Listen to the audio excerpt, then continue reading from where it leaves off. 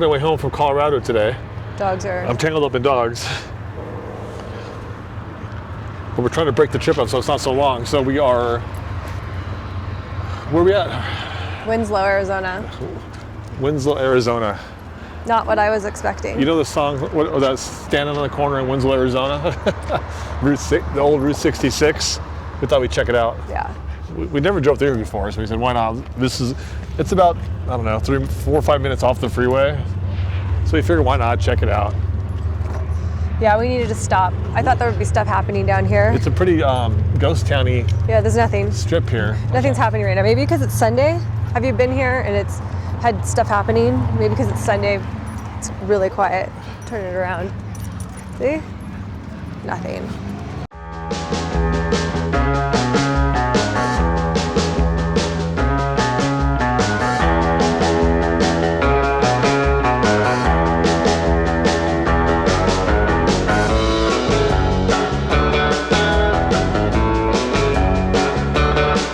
All right, we made a decision where we're going to stay tonight. We're going to stay at Village Camp in Flagstaff, which is a place we've been really wanting to stay, but we were hoping we would have the opportunity to have a few days to enjoy it because it looks like a really cute resort.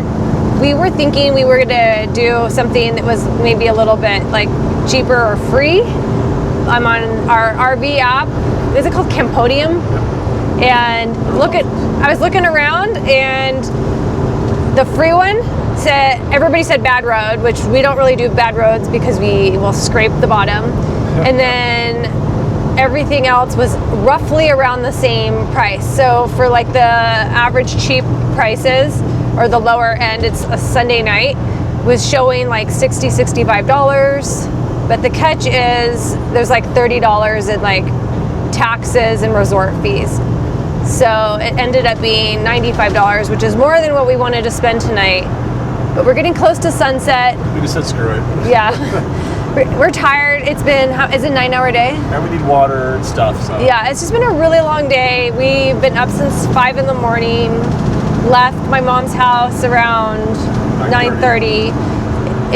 We'll get there about 4:45. It's just been another really long travel day, and we just want to have full hookups tonight. Plus, this place has a restaurant that's open till 7, so now we don't have to cook, which was I looked at Jim and I said, let's stay here. We don't have. They had a restaurant. They have a restaurant. So that's that closed it. That was the closing deal. And when you're traveling through Flagstaff, you're going to spend like what the listing price is, add $20 to $30 on top of it. So I just wanted to kind of share that heads up of information because I was kind of shocked that it was $30 more for the fees. Even the girl who was booking on the phone said, yeah, the taxes and the fees are really high in Flagstaff because it's a tourist town. So hopefully we can give you guys a little tour, even though we're only there for a short time. We'll give you a little clip of Village Camp because we've been following them on Instagram and they look really cute. But I'm going to be glad when we get parked and have a break of RVing for the day. Yeah, Heather's been putting in some long hours driving, so. Yeah. Passenger princessing can be exhausting.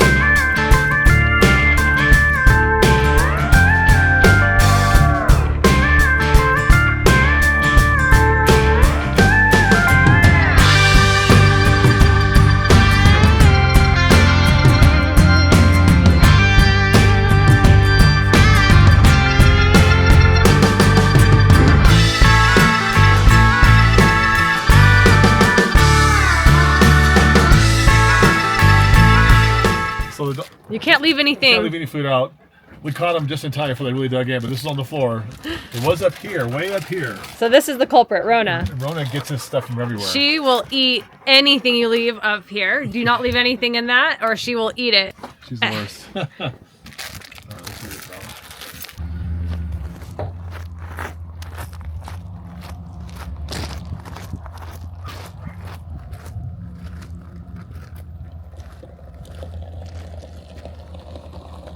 So this is the water.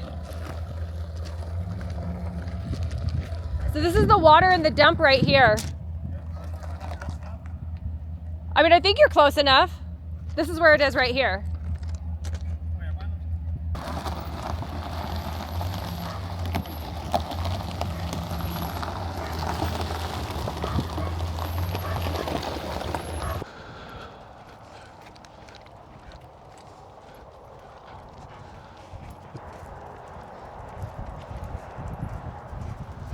So some of the sites have these cute little setups. So these are the more expensive sites. We're in the basic site.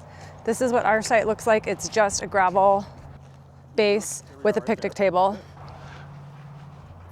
And then some of them are paved. Oh no, I guess they're all gravel. And then some have the paved area for the car, right? Like that guy. Yeah, that one's paved right there. Which Oh, one? that's the road. Yeah, I don't think nothing's No, paved. everything is gravel. Yeah, they're all gravel actually, but some just have nicer like fire pit. Sites are big, right? Yeah, some are bigger than others. But So this is a similar site to what we're staying in, where it's just a gravel base. Remember, gonna pee on it with a picnic table. There's 3 levels of sites. We're at the base level. The site that we just showed you is probably one of the more expensive ones, with like the cute little kitchen area and fireplace. and fireplace. They have this is definitely what we would call a resort. It's They have right all off the the- 40. You can kind of hear the freeway from where we're located. I guess it's a Flagstaff address, but it's a ways from downtown Flagstaff. They have really great amenities. Hopefully we'll get to see them. If not, we'll definitely see them in the future. We'll But do a quick run through. We're gonna do today and tomorrow morning. We're gonna see more tomorrow morning. The light is fading. We're gonna have dinner at the restaurant, so at least we'll show you that. Exactly.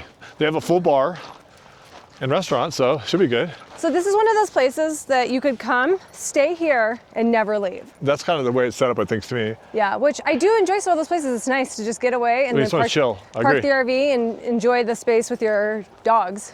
And they have really nice cabins. You can walk up this way. Let's check it out. So there's cabins over there. It looks like there's different, like that's a 1-story cabin. Maybe they're all 1 story. Some are like taller. They actually sell these cabins. We don't know the details. Would you look like it said like $200,000? On the sign when we pulled in, it said cabins available for $200,000. Yeah. So here's some more cabins. Looks like they have a cute rooftop deck. That's pretty cool. Oh, here's the laundry. Looks nice, looks big. This place is brand new. I mean, I don't know how long it's been here, but everything's really new. I like these deck ones. So you're meeting family here, you can do a whole week here or something. Yeah, you could definitely, if you have friends that don't RV, This would be a good spot. you could take your RV and meet them here. And you're not really too far from the Grand Canyon here, so you could No. do day trips. These cabins are nice. Look at these ones, little front balconies instead of the whole rooftop.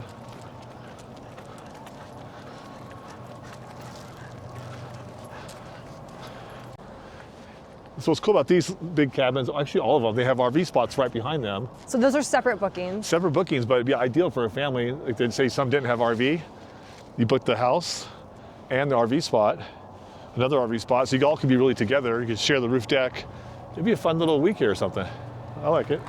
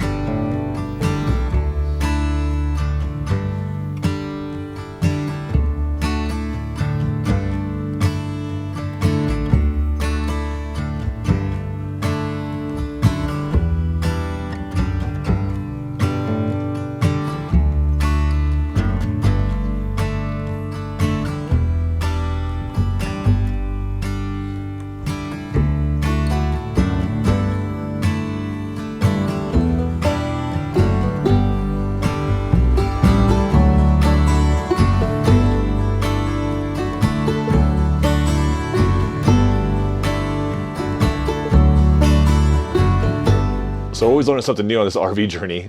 We're in pretty cold weather right now, which we don't travel in pretty much next to never, and it got freezing. We turned this morning, the water isn't coming through, and we're hooked up. And we have our tank heaters on. Our tank heaters are on. We're hooked up, but what it looks like, what I discovered is we don't have an actual heated hose that comes from the hookup to the RV. So I unhooked everything. There's plenty of water coming out of the hookup. Only thing I can figure out is the hose itself. The water must be frozen in there. So what I've learned, when it's that cold, looks like you probably should unhook the hose before you go to bed, so there's no water in it overnight. Because now it looks like we have like frozen ice through the hose, most likely. It'll thaw out eventually, but now we have no water. I mean, we're fine. We'll flip over to our tank, but either have a heated hose or unhook your hose and get all the water out of it if it's going to be below freezing the night before. That's what we learned. Yeah. Right? I think I'm right. I'm always open to tips. Yeah. You think you figured everything out, and that is never the case. So what do you do if it is going to be below freezing? What are your tips for us that never do cold weather? Yeah, we're not good at this.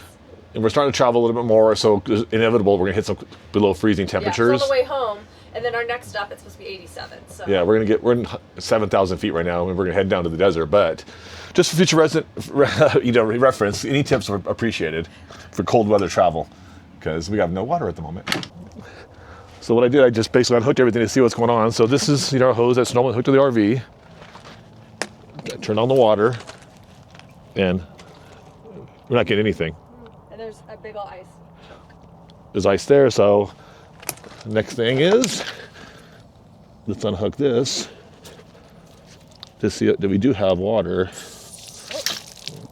As you can see, we do have water, so it's our hose. It's not frozen. It's an ice cube somewhere in there. So. Oh, yeah, so look at, they have a heater on there. Yep. So basically, I'm just gonna unhook it for now and lay it in the sun, and hopefully, I'm sure it'll defrost within the hour, I bet. Oh yeah, it's frozen right here. I can feel it. Yeah, I can feel it. It's as hard as a rock right here. So there's ice. So luckily it's sunny. It's supposed to be 65 here today, but we're only gonna be here for another maybe 2 hours. So hopefully it'll defrost by then so we can take a shower. So hopefully, let's just see what happens. But at the moment, that's all we got.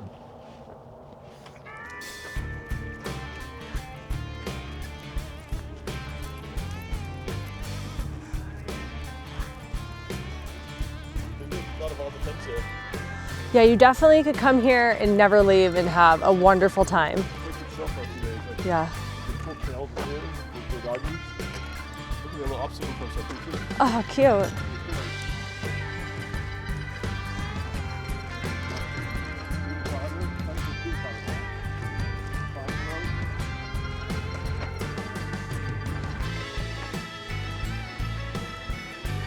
Oh, the hot tub looks good right now.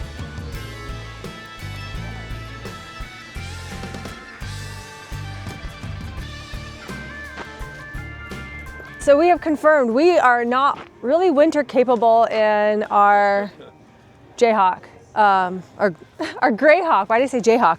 In our Greyhawk. Tank heaters are on, but we must be frozen underneath. We got the main hose thawed. We thought that would fix it, but still no water, so. This is somewhere we have something frozen. We're really hoping we don't have any like permanent damage. In 6 years, this is the first time we froze because we don't do cold weather. We're just warm weather type of people. So maybe we should have, you tell us, left the water trickling last night. Yeah, Jackson's pooping behind him, but, that's a thing, but yeah, if you are proficient in getting into cold weather, can you give us some tips? I did see a couple other RVs. Somebody had their hose in a bucket, and somebody else had their hose wrapped in like pool noodles.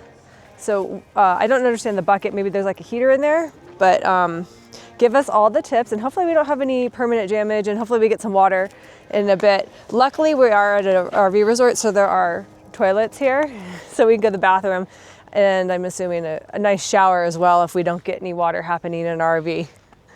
But yeah, we are definitely frozen.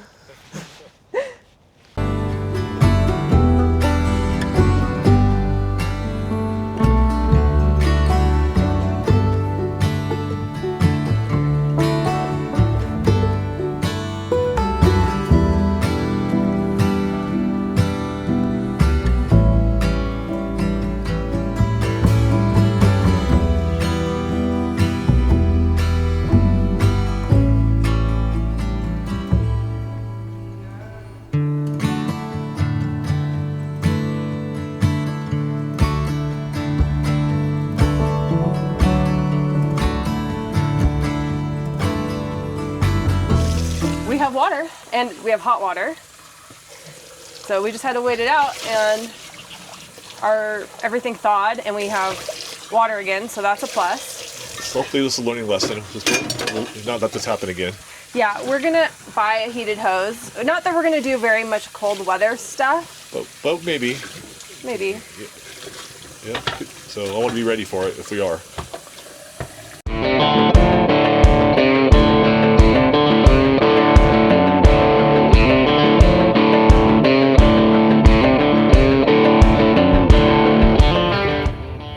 So we're off. We may be going to Quartzsite. We'll drive in that direction, see where we end up tonight. Going to warmer weather.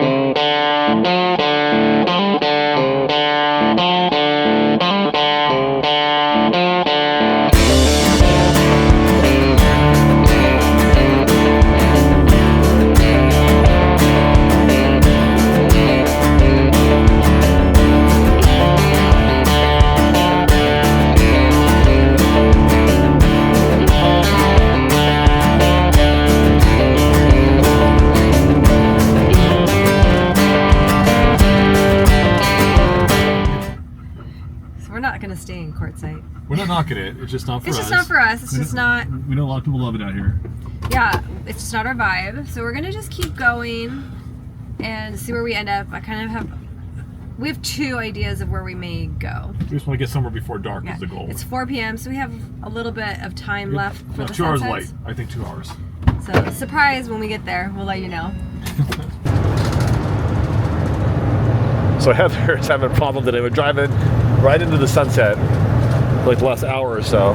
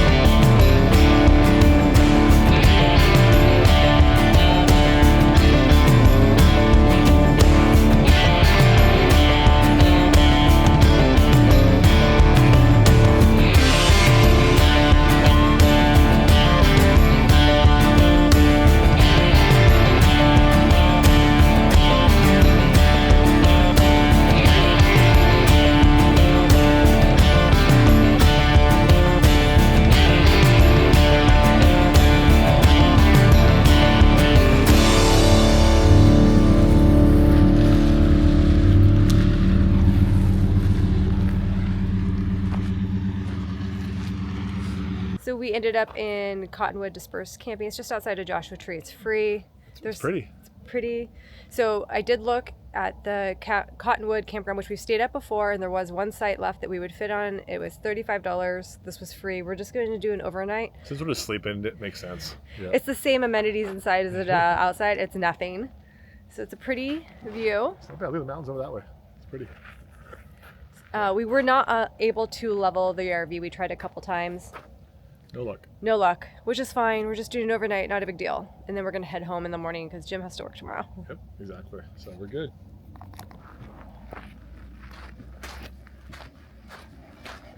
Well, December 22nd, I didn't get it booked. You did it? Walk before bedtime? Before it gets dark? You made it just in time. Just in time. We don't like driving in the dark. Typical Kennedy fashion, just at the sundown. We always make it though. But look at that spot. Yeah. Oh, there, it's not bad. So we're gonna attempt to do the Jackery tonight instead of. Yeah, we have the Jackery that'll run the Starlink for us, and we have a little bit of solar for TV and lights, so we're good. We'll have the generator on. And we don't think we'll even have to run the heater tonight. No, I mean it's crazy. Last night the low was 28. Today's a low of 65. And when we've been in Joshua Tree before, it's been pretty cold, but I think it's going to be much warmer than normal for us. I need to drop bags. I have bags.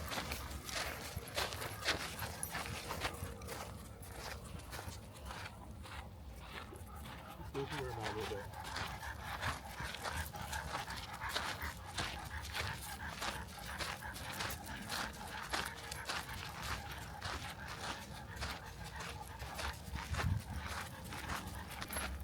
you were going down the 10, this is off the 10 freeway entrance to Joshua Tree. Dispersed camping here is actually a lot more than I thought it was going to be here. There's spaces Lots for of days, spots. and they're all big spaces.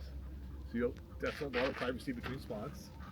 But this road goes down quite a ways. I can see campers way down there. So right off the 10. So not a bad spot when you're passing through this way.